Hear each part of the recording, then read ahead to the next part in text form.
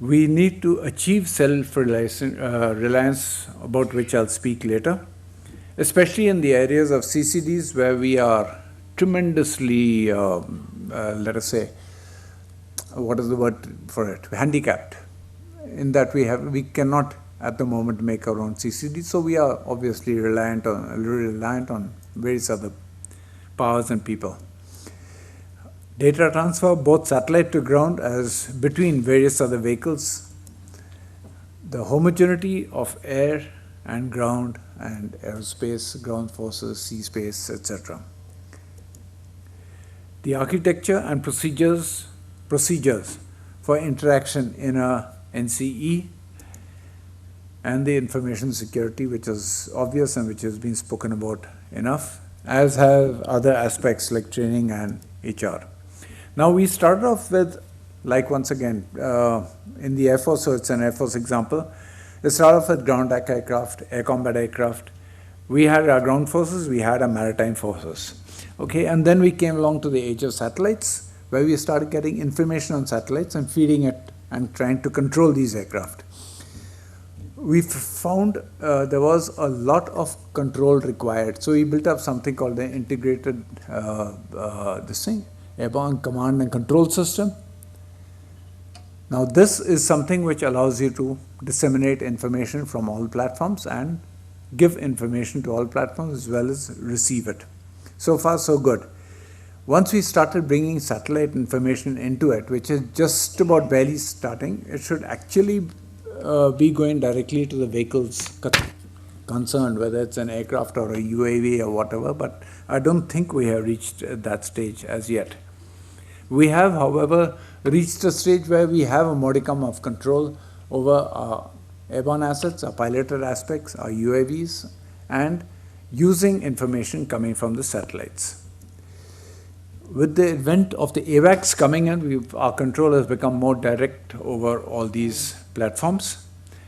And for things like targeting, we're finding out ways in which we could pick, choose, disseminate, identify a target.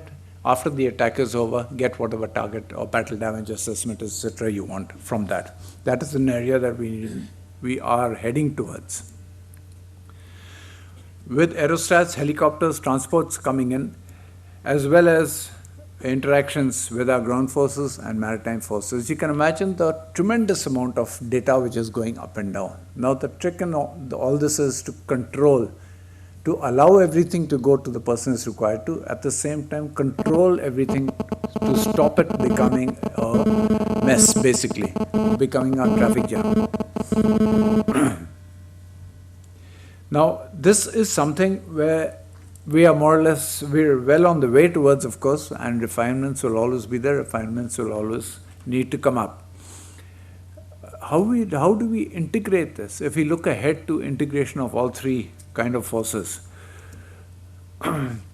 both the IACCS, which I mentioned last time, as well as a dedicated kind of a communication system to disseminate either voice or imagery data at all levels. Like somebody else mentioned, that you can have whatever data you want, but ultimately it's supposed to reach the guy in the field who's got a handheld device.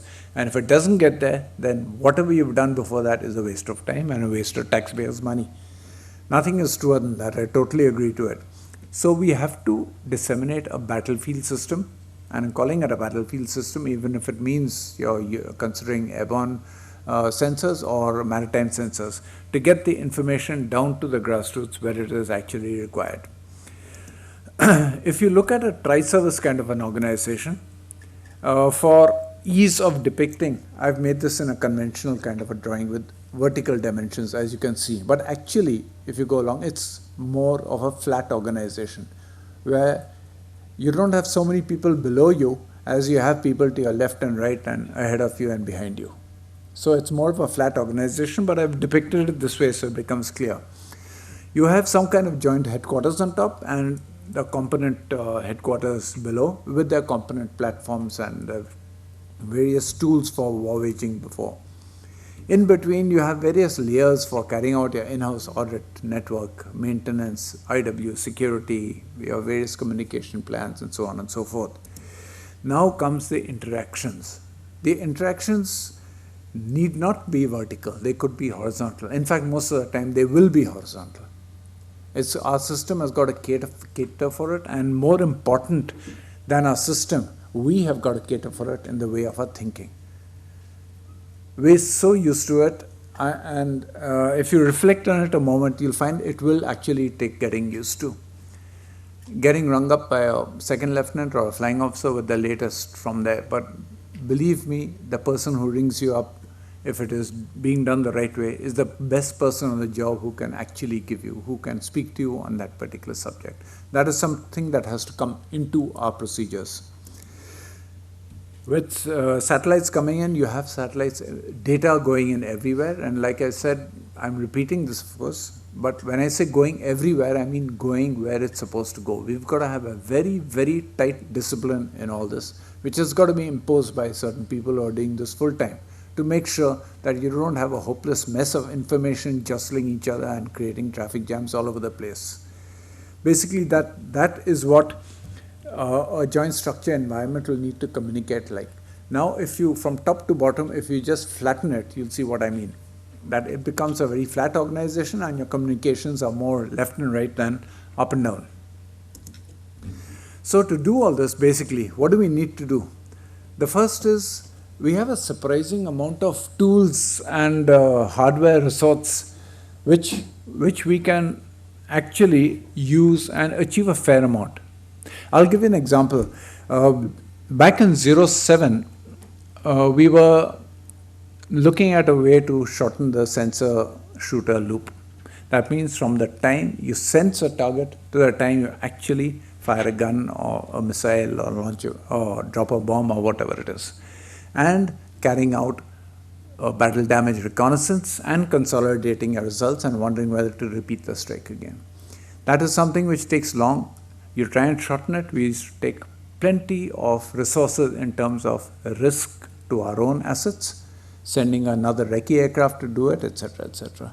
So in around January or March 07, we had a satellite called a TESS, Technology Experimental Satellite, which I'm sure most of you are aware, which is phased out now. That is a maneuverable satellite, brainwave of Abdul Kalam. That we had stopped over Harshimara. At Harshimara, we had a target rigged up. We had aircraft parked under the trees. We had a missile squadron and missile launchers, etc., camouflaged to a certain extent. We made sure everything could be seen by 1 meter imagery resolution, which the TESS was capable of. When that satellite used to come at 10:30 to 10:40 every morning. So when he came at 10:30, we took the snapshots. It got downloaded here at DIPAC. DIPAC downloaded it, put it there, sent it on the fiber optic line, which they have to all 3 service headquarters, sent it to Vayu Bhavan. From there, it got sent to Eastern Air Command, Shillong. There we had to put in a little bit of cheating because we didn't have our AFNet at that time. Our networks were not in place. So we used Yahoo Messenger or something and send the information across in the same time frame, in about 10 minutes or whatever it took. The Shillong staff worked on that message. By that time, it was about 1 o'clock in the afternoon. They got the message at about 1 o'clock in the afternoon. They worked on it. They drew up the mission plans. They sent it down to the squadron based in Kalaikunda. They made the maps. They got airborne at 6:30 the next morning. They attacked those targets. And they landed back at Kalaikunda by about maybe 9 o'clock or whatever. Meanwhile, when the targets were struck at Harshimara, we had some umpires, and they were told to display certain numbers on the ground, a white canvas on the ground, and draw number 9 or 47 or whatever it is. And they didn't know what numbers we were going to tell them. Only I knew. I know I was running the exercise. When the satellite came again at 10:30, they saw that numbers. We made sure it could be seen by 1 meter resolution. That number went back to DIPAC. They told us what the number was. They told Shillong what the number was. Shillong told the squadron. So that is simulating battle damage assessment within 24 hours. From one corner of the country to another, using 4 mediums, using the medium of your normal terrestrial communications, satellite imagery, carrying out a mission, an actual live mission, and getting a BDA back. The next phase was, of course, comparatively simpler, using UAVs where you have, and using SAR platforms so you could get in some night imagery, but the principle is the same. Now, why I'm mentioning all this is that there are so many tools available to us which we can use today with a little bit of imagination. We don't have to wait for new contracts. We don't have to wait for costly equipment to come up. I'm sure we can find various ways of improving what we already have. The goals start from our war plans, and we need to divide them into achievable modules while maintaining our own capability. So instead of asking for the moon, we still ask for the moon. Only thing, we cut up the moon into small little parts and say, okay, so much now, so much next year, so much whatever, as far as we can do it. Each module would need to be addressed separately, but obviously there has to be a long-term vision to the extent that a module should be able to plug into the next module so that you'll have a workable system at the end of it.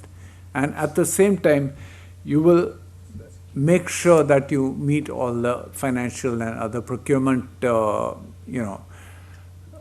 hassles which are normally there. These small changes should be incremental. It's easier on your fiscal planning, and will ensure that your own organization grows along with it, gets used to it, and is best able to keep tweaking and improving, refining it along the way. Basically, in each module, when you're thinking and planning about it, you have to once again go back and see that in your context, what are the key effects that you want. And once you make a list of that, decide what kind of technology you want to bring about those effects. Don't do it the other way around, which is fairly common, though it does seem illogical, but people read a glossy, see something which can do something of that, and say, this I've got to have. Never mind what we're going to use it for, but this I've got to have. It'll look good. That is something we must refrain from. Obsolescence is there to stay. It'll always be there, and so many of us, we know the day we commission, we know when we're going to retire, but how many of us do some meaningful retirement planning?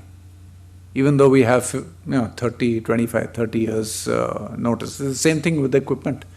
You know when that equipment is going to go out. You should already start thinking about its replacement and how it's going to fit in. We all have our own views on jointness. It's getting along, maybe not as fast enough. But it's a matter of thinking. Our thinking can change overnight. Our machines cannot change overnight. You've got to keep using the machines you're stuck with till they, you know the kind of procurement imperatives that there are. So we'll have to make sure that our machines are absolutely in line with each other. They are interoperable and they can work with each other. Lastly, national capability is a must. I'm 100% for that. But if it means that you have to wait for something to be designed and tested and involved, and you probably land up using 25 years, like the LCA. Sorry, not the LCA, but yeah, of course, the trainer aircraft. My suggestion would be, if you need something badly enough, then you must procure, but at the same time, your own industry must be given a chance to keep up with it, and probably your next version will come up. There is no substitute to doing it yourself. It has to, if it takes time, it's just too bad. You still have to make it yourself if you have to succeed. That's all. I think I've exceeded by a couple of minutes, and thank you very much. That's all.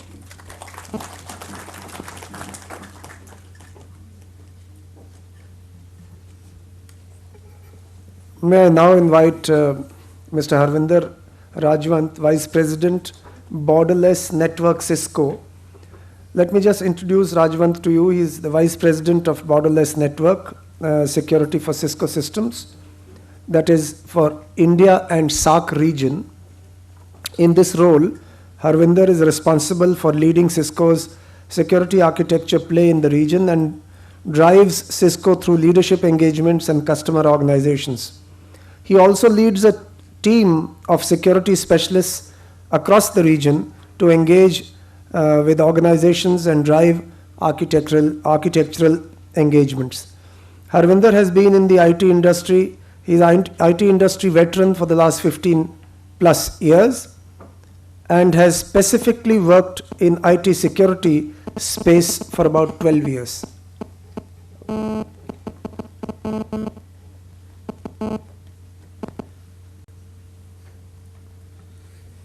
A very good afternoon to all ladies and gentlemen here. It's an honor to be able to be here and present in front of all the dignitaries.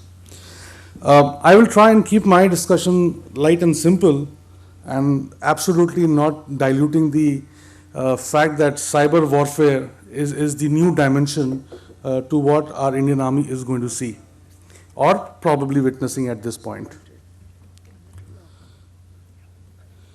One of the facts we have seen in years is the fact that army networks are growing. More and more devices are getting added to your networks, whether it is mobile combat vehicles with the ability to communicate with command centers or other forces with aircrafts, warships, whatever. What it really means is that we are seeing army opening networks and adding more and more devices into network. Potential threat levels also increase. The other fact is we necessarily may not be in a state of war to be witnessing war happening. And I think a lot of you will agree with me. We've been seeing proxy wars by means of cyber or otherwise espionage happening in different parts of country. Some of the times these wars are fought within the country. So what is really happening is, and I don't know how many of you can relate to this, there used to be a virus called Code Red. Then came a virus called Code Blue. The only activity around that virus was that it would clog the network and bring the communication channels down because too much of traffic and network is not able to handle. The rumors were that the colors of this virus was basically representing the flag colors of those countries. And I think now you can really pinpoint to what I'm talking. And that is what is really happening. Some of the information around, and this comes from Pentagon, the important part or relevance here is that what is on stake and what is the value around this. And this report suggests that financial terrorism may have costed global economy worth $50 trillion. This is very relevant to our India environment, and this comes out of a IT website which says Chinese hackers target Indian government. Importantly, the governments across are funding to wage a cyber war with hackers employed full-time on this job. And obviously, what they are targeting, what they're looking for is sensitive information. What else? Again, this was an observation coming to news where the news was around Chinese military putting on drawing board a lot of plan around combat aircrafts, advanced warships, and so what they're trying to do is, in case of eventualities, they would really target the communication satellites. And once you cannot communicate, you cannot execute a strategy. You don't know, you don't have eyes on the battlefield. Just to give a sense of how big is this business, if we were to put the entire drug cartel together, this business is much bigger than that. And some rough estimates suggest about $105 billion is involved in entire business. Now, and this is one of the very popular examples, and I thought it'll be easy to relate to, where Stanek was used as a targeting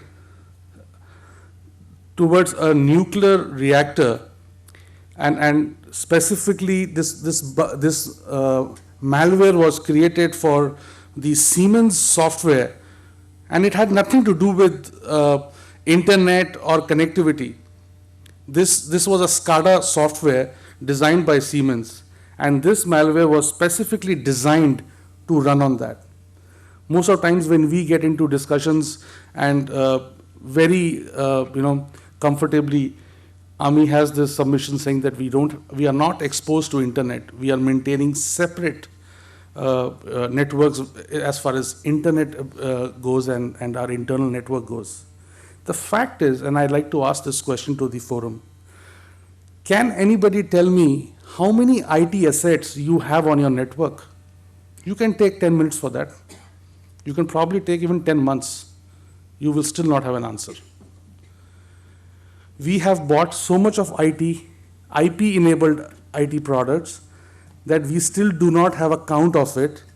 What that really means is we have no clue where, who is talking, what is he doing, what is he accessing. And then comes the changing environment challenges, where now you don't have fixed command centers, you have mobile command centers. Your war technologies are getting more and more advanced. You are seeing a lot of insurgents on platforms which are getting introduced. There were times when we were very clear, there are a set of PCs, there are a set of servers, and there are some databases. We need to protect this.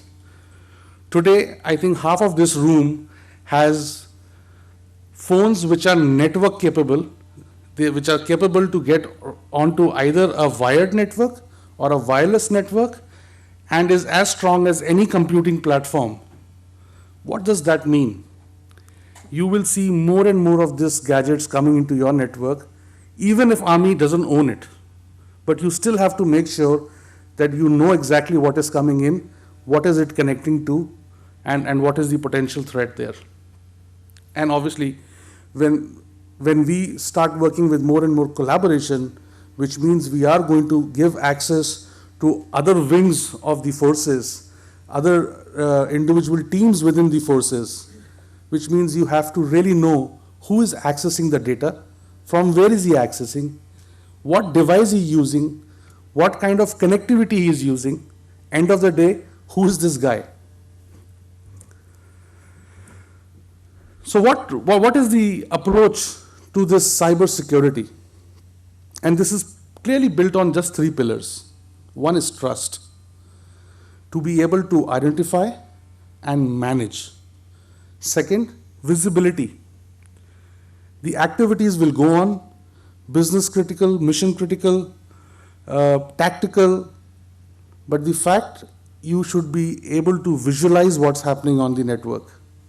And the speaker before me mentioned about a lot of data in terms of battlefield photograph trajectories being transmitted. What if this was somewhere manipulated? What if the delay would have delayed the decision cycle and your targets would have changed or disappeared? And end of it, resilience.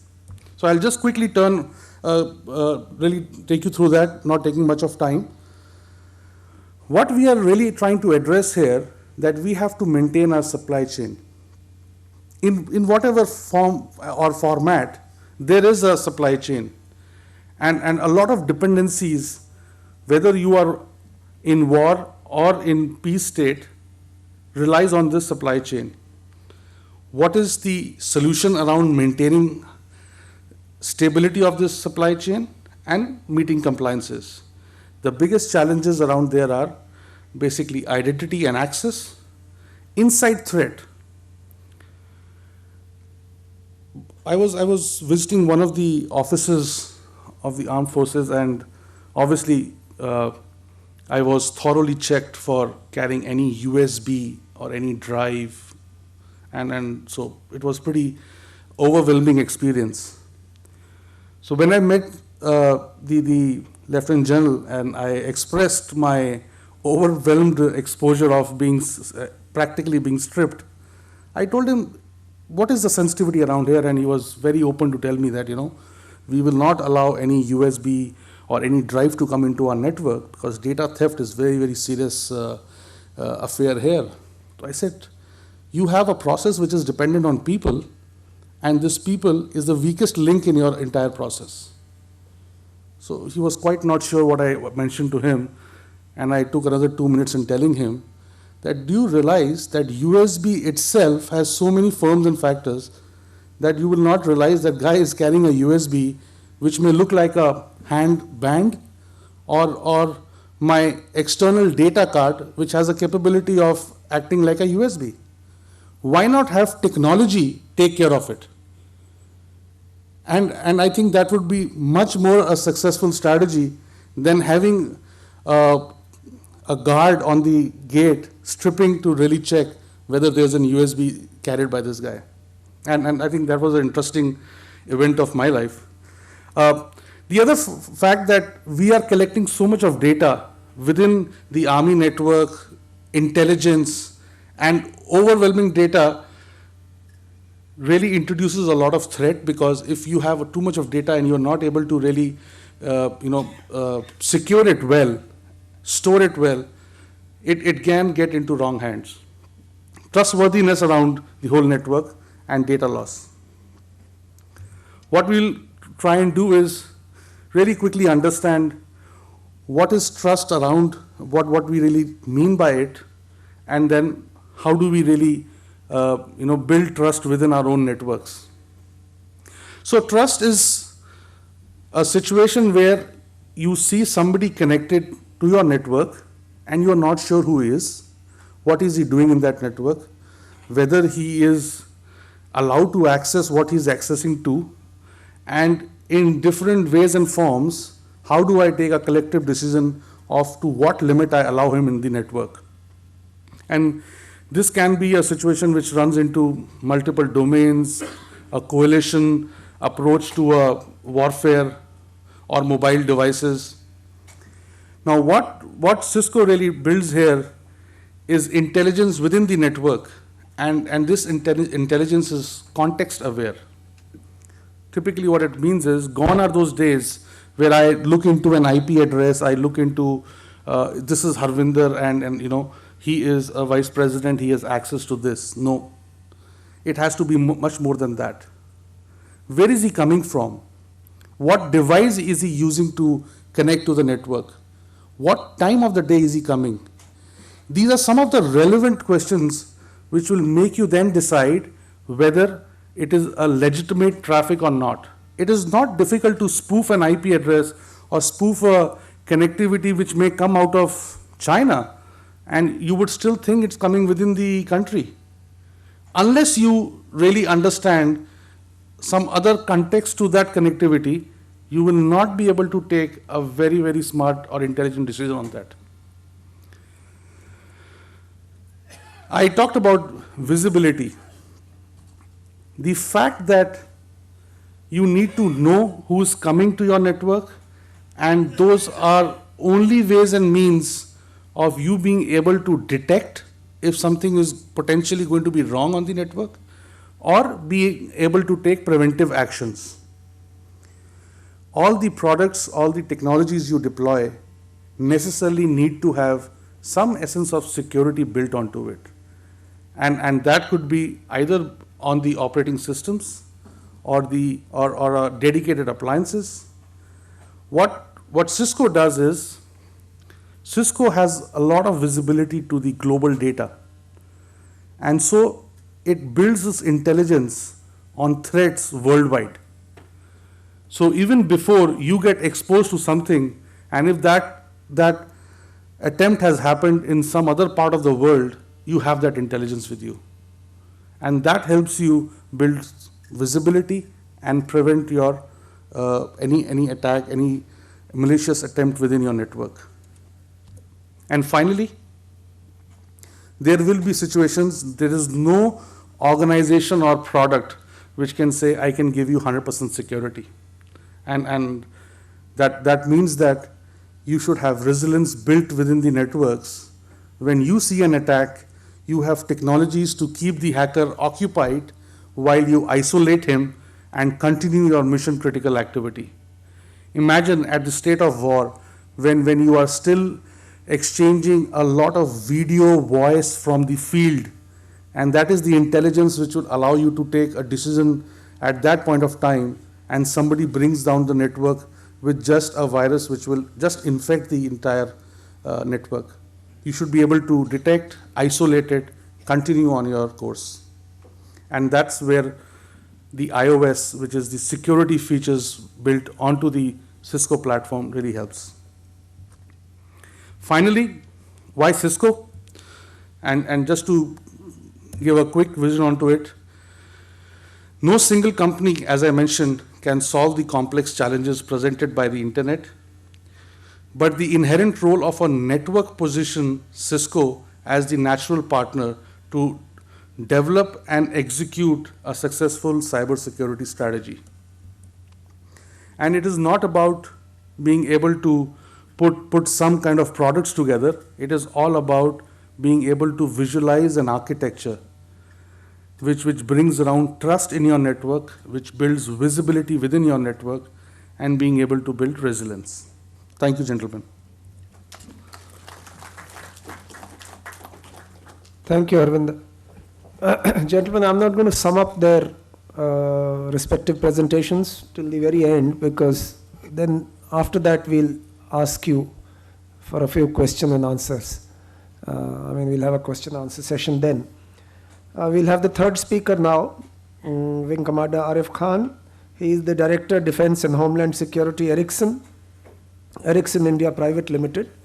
As the Business Director, Wing Commander Arif Khan heads the Defense and Homeland Security vertical at the Ericsson India prior to his current position. Wing Commander Arif was employed in Qualcomm India Private Limited as Director, Government Affairs. He possesses substantial experience in the field of communications, having served with the Indian Air Force for over 2 decades. So we have an IAF officer masquerading as a... Okay. At IAF, Arif commanded multiple telecom units and was instrumental in planning, designing, and executing state-of-art microwave fiber optic communication networks for the Air Force. He's been commended by the Chief of Air Staff IAF for contributions towards spectrum management for defense. Thank you. Over to you. Thank you, sir.